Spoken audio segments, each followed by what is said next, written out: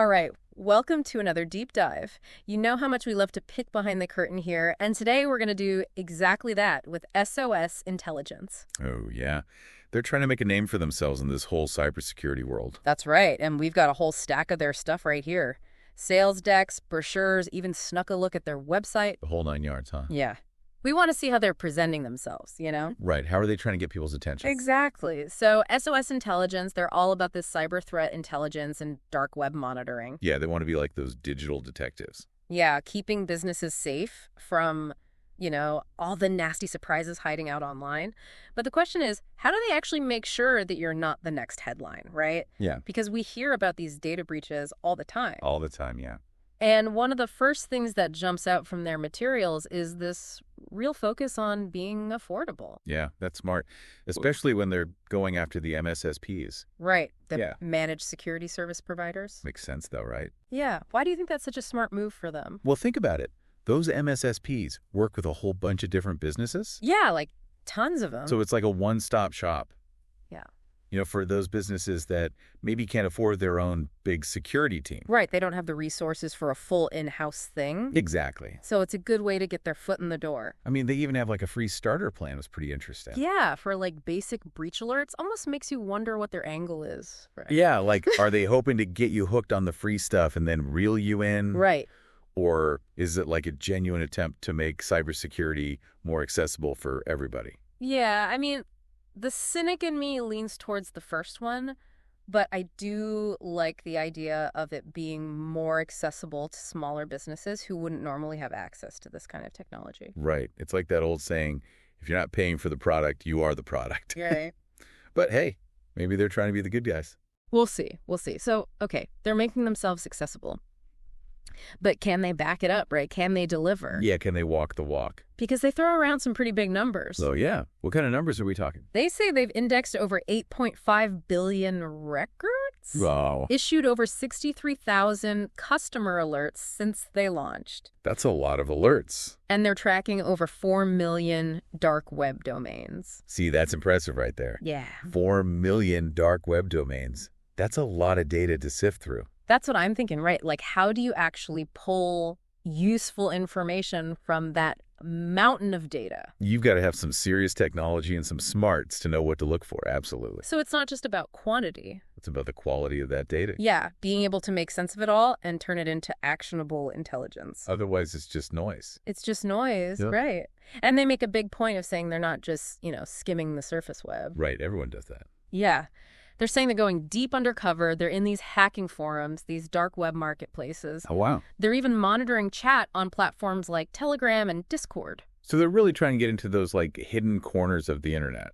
Yeah, they want to be where the bad guys hang out. So that begs the question, how are they actually getting into these spaces? Right. Don't those places have like defenses against outsiders? They do.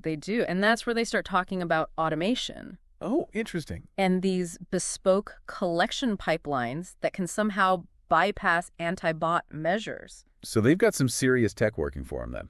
It sounds like it, right? Like super spy AI bots crawling through the dark web, bringing back intel.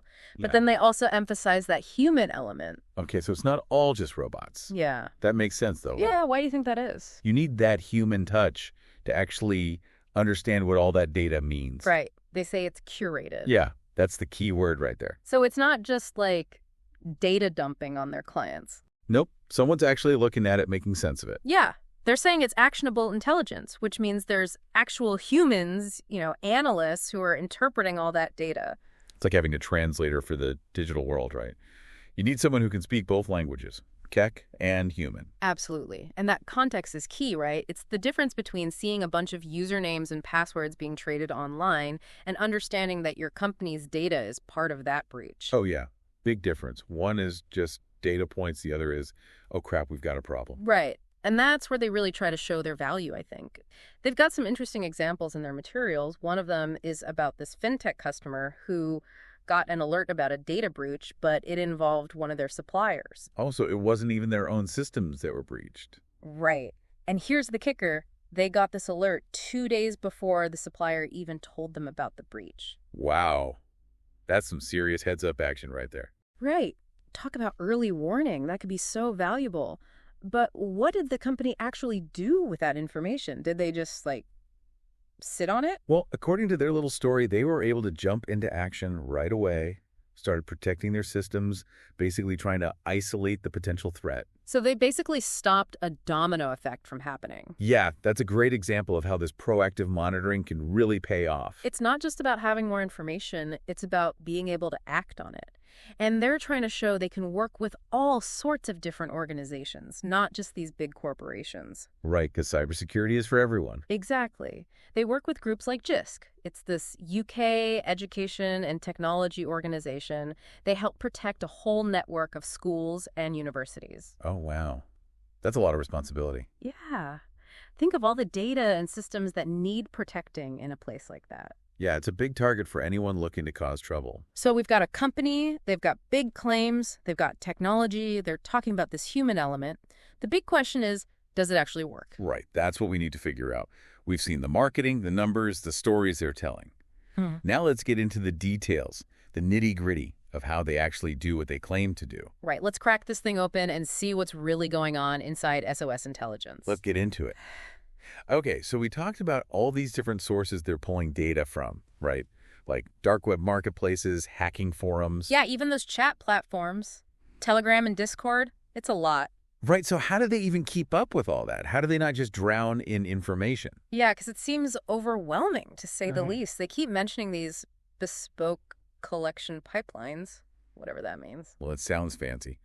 But basically, it means they're building custom systems, tailored for each source. So they're not just using like one generic tool for everything. Right, it's like having different nets for different types of fish. So are we talking like custom-built spy bots for each corner of the internet? Yeah, kind of. They're designed to be sneaky, too. Yeah. They can get past all those anti-bot measures. So they've got like a whole army of digital spies out there Sneaking around.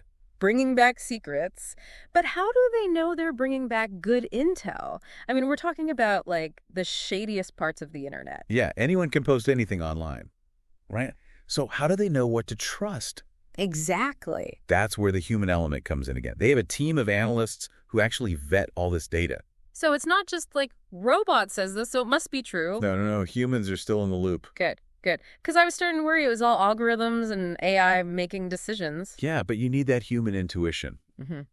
Someone who can spot the fakes from the real stuff. So they're like the fact checkers of the dark web. Yeah, they're sifting through all the noise to find the real signal. But what about those analysts, right? What kind of expertise are we talking about here? They've got security researchers, threat intelligence analysts, Makes sense. and even some data scientists. Ooh, getting fancy. And they have this whole dedicated team for open source intelligence. So they're really covering all their bases, huh? Seems like it, yeah. And it's not just about data breaches either, right? They're also looking at ransomware attacks, Yeah. phishing campaigns. They even mentioned like physical security threats. Interesting. So they're thinking about the whole picture? Yeah, not just the digital stuff. Because I guess like a physical security breach could lead to a cyber attack pretty easily. Absolutely. It's all connected. But wouldn't all this monitoring be super expensive? Like we're talking massive amounts of data. Yeah. Fancy tools, a whole team of experts. That's where those MSSPs come in handy, remember? Right. They partner with the MSSPs to spread the cost out. Makes sense. So it's not so overwhelming for any one business to handle. Like a cybersecurity co-op. Yeah, I like that.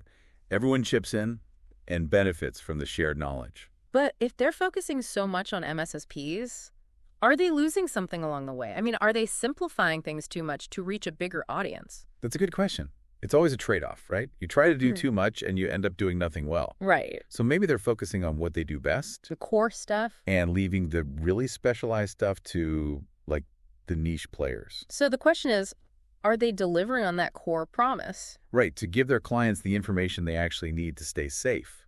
And that's where their client testimonials come into play, right? Yeah. But those can be cherry-picked. Yeah, of course. It's marketing. Got to take it with a grain of salt. But they do have some interesting ones. Oh, yeah. What kind? There's one from this UK MSSP, Okay. and they talk about how they were able to, like, integrate SOS Intelligence's alerts right into their own systems. Oh, that's deep integration. Yeah, so it's not just like a separate feed of information. It's baked right in. It's part of their operation. So SOS Intelligence is like a core part of their security setup. That's what it sounds like. And they claim they've seen, like, a huge reduction in how long it takes them to respond to incidents. Because they're getting that early warning from SOS intelligence. That's the idea. They know something's up before it hits the fan. It's like having a guard dog that actually barks before the intruder breaks in. Right, so it's not just about being informed, it's about being able to act quickly. Being proactive instead of reactive. And that seems to be SOS Intelligence's sweet spot, right? That early warning system. Yeah, they're trying to give you that edge.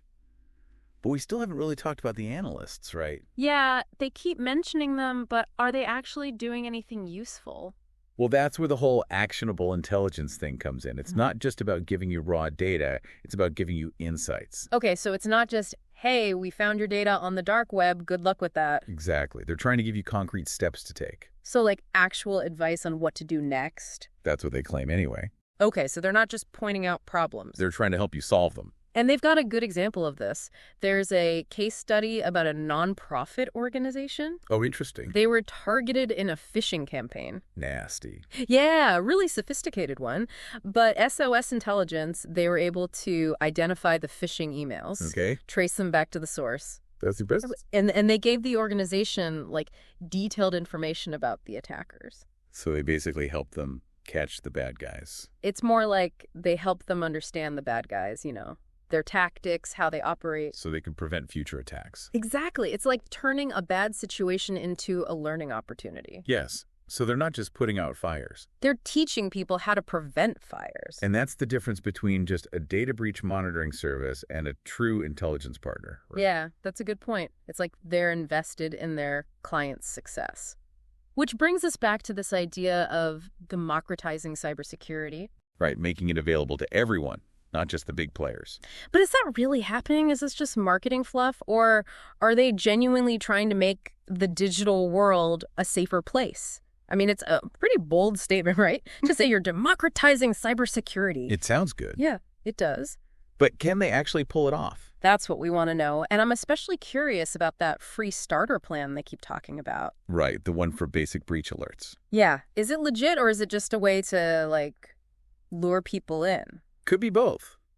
But it's definitely a way to reach more people, especially those who don't have a ton of money to throw around. Yeah, like small businesses or even just regular folks. Exactly. They're usually the ones who get hit the hardest, Because they don't have those big security budgets. Right, they can't afford the fancy stuff. So maybe this is a way to give them at least some level of protection. Yeah, a little taste of what it's like to have that kind of intelligence working for you. But is it a watered-down version? Or the real deal? That's the big question. Yeah. We need to know what you actually get with that free plan. Yeah. Does it actually do anything useful? Or is it just a tease? Just enough to make you want more. Maybe it's more about building trust, right? That's a good point.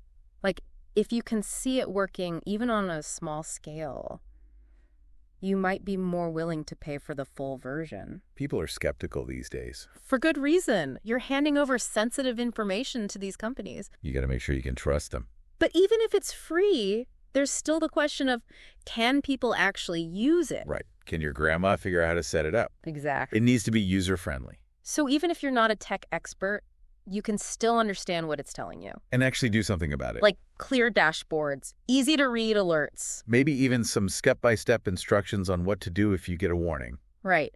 It's like having your own personal cybersecurity advisor. Always there to answer your questions. And that's powerful, right?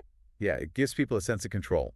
Like you're not just at the mercy of these hackers. You're taking back some of that power. And that's what SOS Intelligence says they're all about, right? Flipping the script. Shifting the balance from the attackers to the defenders. Putting the power back in the hands of the people. It's a nice idea. Sounds good to me. But we gotta be realistic, right? Yeah, absolutely. We've seen a lot of cybersecurity companies come and go. A lot of hype. So how do we know SOS Intelligence is actually the real deal? Well, they've got the data, they've built the platform, they've got a team of experts. And they have some big names on their client list. Yeah, some serious players in education and finance. So they're not just messing around. Doesn't seem like it. But they're also saying they want to make cybersecurity accessible to everyone, right? Right, not just the big fish. And that's where their focus on MSSPs makes a lot of sense. Yeah, it's a way to reach all those smaller businesses. The ones who wouldn't normally be able to afford this kind of service. It's like a network of cybersecurity helpers, all spreading the word about how important this stuff is. Yeah, it's a movement. And if enough people start taking cybersecurity seriously, it could make a real difference. It's like herd immunity, but for hackers.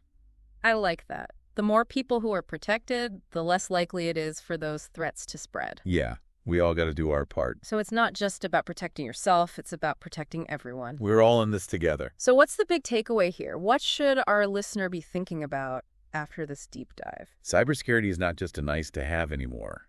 It's got to be a priority for everyone.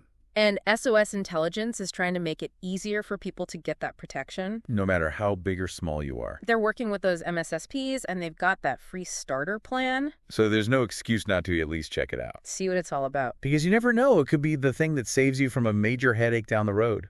It's all about being proactive, right? Staying ahead of those threats. Knowledge is power. And the more you know, the safer you'll be. Thanks for joining us on this deep dive into SOS Intelligence. We'll see you next time.